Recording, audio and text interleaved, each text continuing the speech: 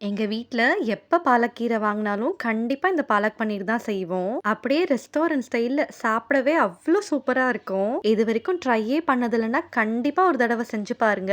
அவ்ளோ அட்டகாசமா இருக்கும். வாங்க எப்படி செய்றதுன்னு பார்க்கலாம். இந்த வீடியோ மறக்காம சேவ் பண்ணிட்டு, அப்படியே நம்ம சேனலுக்கு சப்ஸ்கிரைப் பண்ணிடுங்க. அதுக்கு பாலக்கீரைய நல்லா கழுவி, சுடு தண்ணீல போட்டு, கூடவே 1 ஸ்பூன் சர்க்கரைய சேர்த்து 2 நிமிஷம் கொதிக்க விட்டு, தண்ணி இல்லாம எடுத்து நார்மல் வாட்டர்ல போட்டுடலாம். இப்ப நல்லா சூடாறுனக்கப்புறம், அத ஜார்ல சேர்த்து கூடவே கொஞ்சம் முந்திரியும் 2 பச்சை மிளகாயும் சேர்த்து நல்லா அரைச்சு எடுத்துக்கலாம். இப்போ ஒரு கடாயில 3 ஸ்பூன் நெய் சேர்த்து 1 ஸ்பூன் சீரகம், 2 காஞ்ச மிளகா, கூடவே 2 வெங்காயத்தையும் சேர்த்து நல்லா வதக்கிடலாம். இப்போ 1 ஸ்பூன் இஞ்சி பூண்டு பேஸ்ட் சேர்த்து பச்சை வாசனை போனக்கப்புறம் 2 தக்காளியும் சேர்த்து நல்லா வதக்கிடலாம். இப்போ இது கூட 1/2 ஸ்பூன் வெறுமிளகாய் தூள், 1/4 ஸ்பூன் மஞ்சள் தூள், 1/2 ஸ்பூன் தனியா தூள், 1/4 ஸ்பூன் கரம் மசாலா, 1/2 ஸ்பூன் சீரகத்தூள், கொஞ்சமா உப்பு சேர்த்து நல்லா வதக்கிட்டு அரைச்சு வச்சிருந்த பாலக்கீரையை சேர்த்து கொஞ்சமா தண்ணி ஊத்தி அடுப்பை சிம்ல வச்சிடலாம். இப்போ 200 கிராம் பன்னீரை சின்ன சின்ன கியூப்ஸா கட் பண்ணி தோசைக்கல்ல பட்டர் சேர்த்து இந்த பன்னீரை ஒரு 2 நிமிஷம் நல்லா பெரட்டி எடுத்து இது கூட சேர்த்து கலந்து விட்டுடலாம். இப்போ ஒரு 2 நிமிஷம் மீடியம் ஃப்ளேம்ல கொதிக்க விட்டக்கப்புறம் கடைசியா கசூரி மேத்தியை சேர்த்து நல்லா கலந்து விட்டு இறக்கிட்டா